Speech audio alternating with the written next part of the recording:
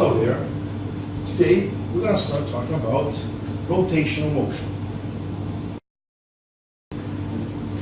And our focus in this topic of rotational motion will be about rigid objects that rotate about a fixed axis. On this example, we have the idea of a CD or a DVD. And that DVD is going to be spinning about a fixed axis passing by its center. Notice that every point of that disk is executing one complete loop at the same time. So they all will have the same rotational experience. Okay? If we consider that the first thing we need to do is define the concept of angular position.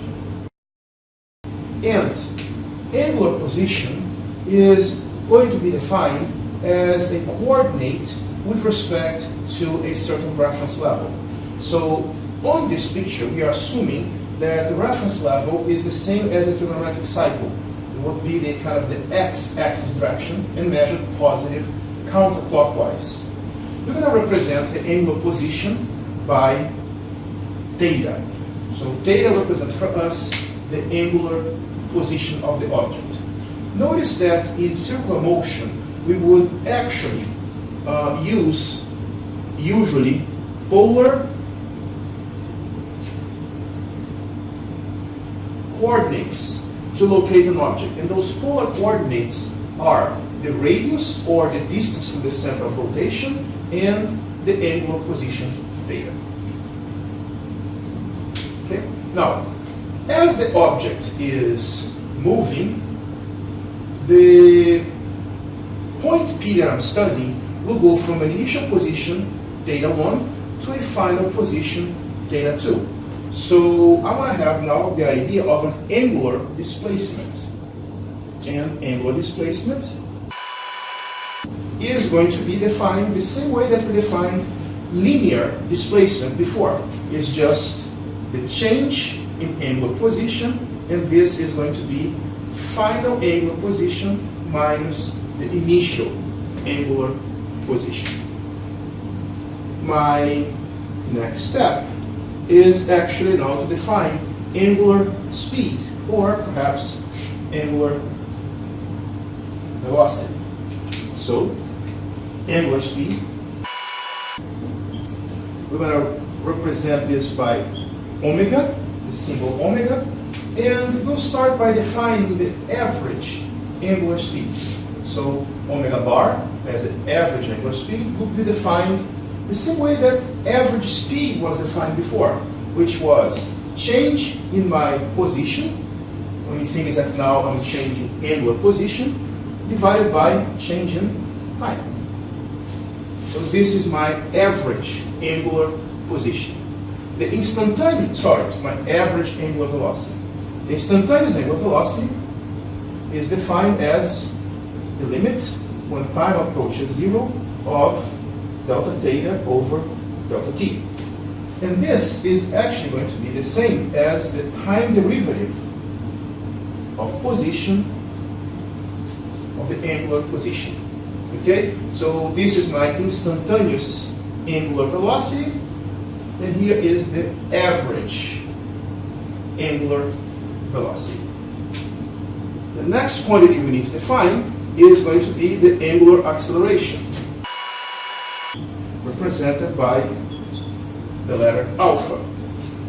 And the same way that we defined initially average acceleration as changing velocity by changing time, alpha bar is going to be delta omega over delta t.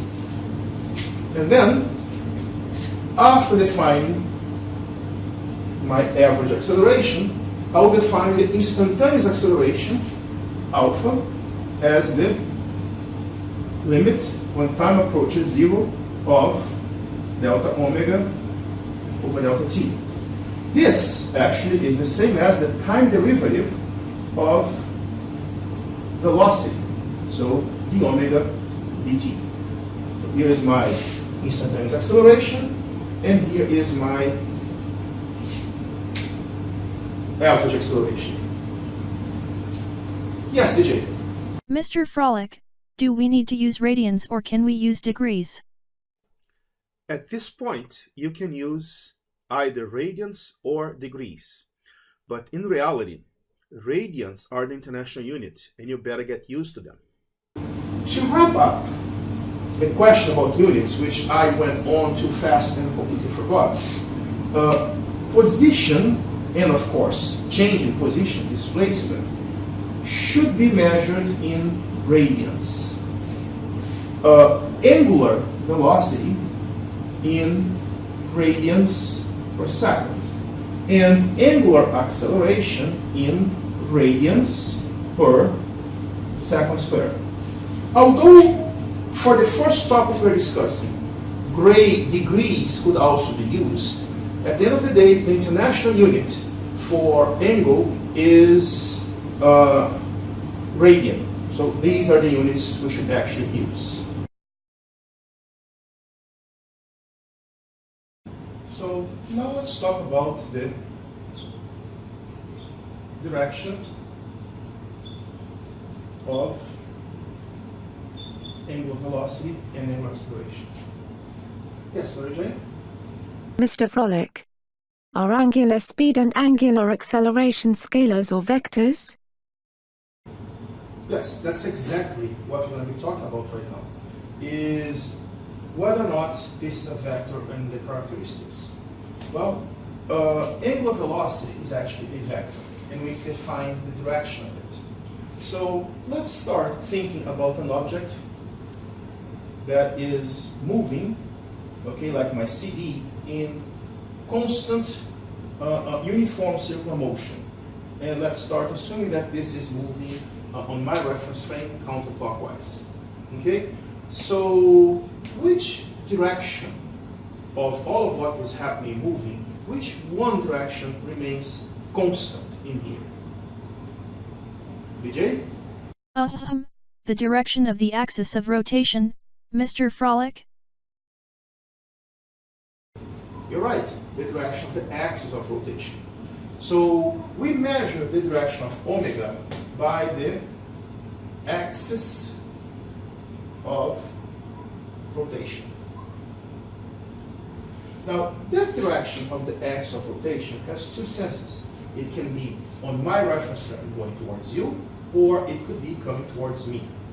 And to solve this ambiguity, to define that, we use the right-hand rule. So what we do is this here. We get our right hands, yes, the other right, good. And you curl your palm, you curl your fingers in the direction of the spinning of the object. So in my example, I'm going to curl like this here. My thumb is going to point on the direction of the velocity.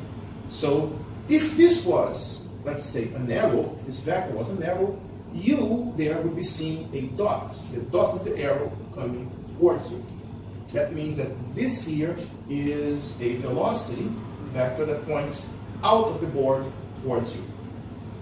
If this object moves in, if it rotates in the opposite direction, now when we apply the right-hand rule, what we're going to have is something like this here. I'm going to curl my fingers this way, and when I curl my fingers this way, my thumb is pointing inwards towards the back of the board. So if you were looking there at an arrow that was coming in, you would see a little X for the stabilizing feathers. And so this X means a vector pointing away from you, inwards. In the slide we have in here now a three-dimensional representation, a nice one that I could ever do. So on the top picture, we see the disk rotating like this here. If I apply my right-hand rule, I would have a velocity vector that is pointing kind of up and back. The bottom picture, the disk is now rotating in the opposite direction. So if I curl my hand, I would have something coming inwards like this. On my very first example, we are told that an object has a positive angular velocity and that the angular velocity and angular acceleration are anti-parallel.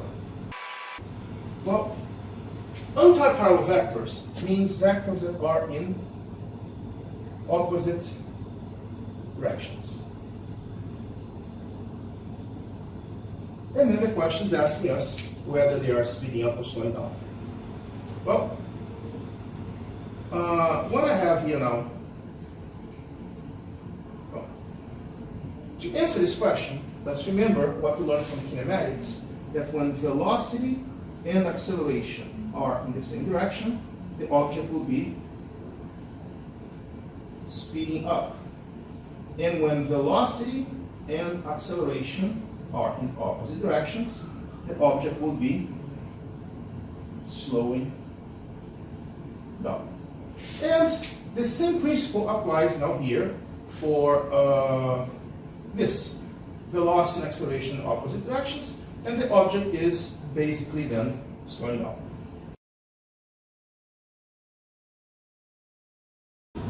Let's now, using integration, derive the equations for constant accelerated motion,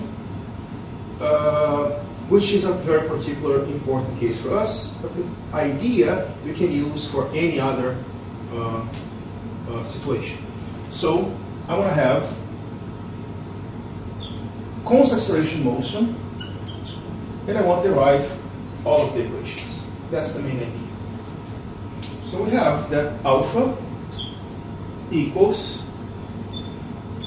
d omega dt. So d omega equals alpha dt. If we now integrate on both sides, we'll have on the left hand side delta omega equals the integral of alpha dt. But if alpha is a constant, alpha integral of dt. And then this becomes omega minus omega naught equals alpha t. And then I can solve this for omega, and I'll have then that omega equals omega naught plus alpha t. And this is going to be my first equation. Let's compare this equation with v equals v naught plus at. And we see that they are perfectly equivalent. Now, my next step, let's remember that omega equals d theta dt. So, d theta equals omega dt. And again, if I integrate on both sides, on the left hand side, what I'm going to have is just delta theta. On the right hand side, I'm going to have the integral of omega, which is omega naught plus alpha t dt. This is going to be the same as delta theta equals to the integral of omega naught dt plus the integral of alpha t dt. Omega naught and alpha are constants, and this equation can be rewritten as delta theta equals to omega naught integral of dt plus alpha integral of t dt. And then this will be rewritten as delta theta equals to omega naught t plus alpha t squared over 2. Delta theta is theta minus theta naught, so I can rewrite this as theta equals theta naught plus omega naught t plus 1/2 alpha t squared. And this is now my second equation. Let's compare this equation with x equals x naught plus v naught t plus 1/2 of a t squared. And finally, I also had the equation the Torricelli's equation, v squared equals v naught squared plus 2a delta x. Well, I'm going to leave for you as an exercise to prove that I also have an equivalent Torricelli's equation version for angular quantities. Omega squared equals to omega naught squared plus 2 alpha delta theta, which would be my third equation for constant accelerated motion. And then here it is. The next slide that I'm putting out here, the table, shows us the analogy between angular equations and linear equations. You may see that x replaces theta, that v replaces omega, and that a replaces alpha. But other than that, the equations are exactly the same. The next exercise in our sequence of exercises is an object is given an equation. An object moves according to the equation theta equals 5 plus 10t plus 2t squared. And then we want to know the position, velocity, and acceleration at t equals 0 and at t equals 3 seconds. The first thing I'm going to do in here is actually compare this equation with the general equation theta equals theta naught plus omega naught t plus 1/2 alpha t squared. And notice that at t equals 0 seconds, I'm really just asking for the initial conditions. So we have that theta naught is going to be 5 radians, omega naught is going to be 10 radians per second. And be careful now, because 1/2 of alpha is 2. Therefore, alpha is 4 radians per second squared. And then these are the conditions of the problem at t equals 0. Now, at t equals 3 seconds,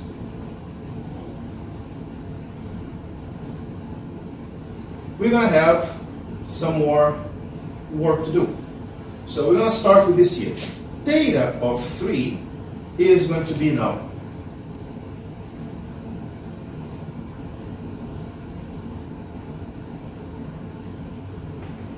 5 plus 10 times 3 plus 2 times 3 squared. Now, 10 times 3 is 30, and 2 times 3 squared is going to be 9 times 2, 18. So 18 and 30 is 48, with 5 is 53, I hope. So theta of 3 is going to be 53 radians. To find the angular velocity at 3 seconds, my first step needs to be to write down the general equation. So the equation is omega equals omega naught plus alpha t. So omega is going to be omega naught 10 plus alpha 4 multiplied by time. Omega of 3 seconds then is 10 plus 4 times 3, and that is going to be 12 plus 10, 22 radians per second. To finish, we are asked now to find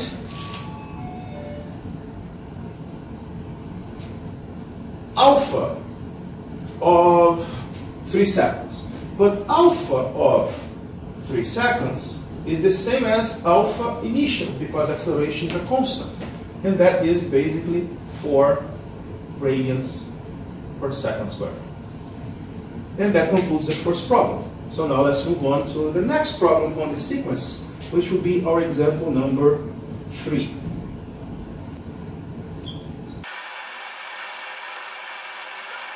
So in example number 3, we have that an object, a wheel, rotates with an acceleration of 3.5 radians per second squared. And its initial velocity is 2 radians per second. So the first question here is, what's going to be the angular displacement of this wheel after 2 seconds? And what I need to do first is just construct the equation for displacement. So delta theta equals omega naught t plus 1/2 alpha t squared. And then delta theta is going to be 2 times 2 plus 1/2 of 3.5 multiplied by 2 squared. So this 2 squared simplifies with 2. 3.5 times 2 is 7. 7 plus 4, 11 radians.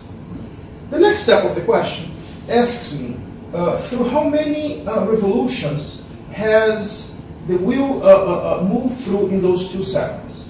And to answer that part, which is going to be part B, if this here was A, now I'm going to have B in here. What I'm going to do is just consider this here. One revolution, it goes through an angle of 2 pi radians, or about 6.28 radians. X revolutions, 11 radians. And I'm going to use my teacher prerogative to leave the answer incomplete. But basically then X is going to be 11 over 6.28. And this then is going to be my final answer.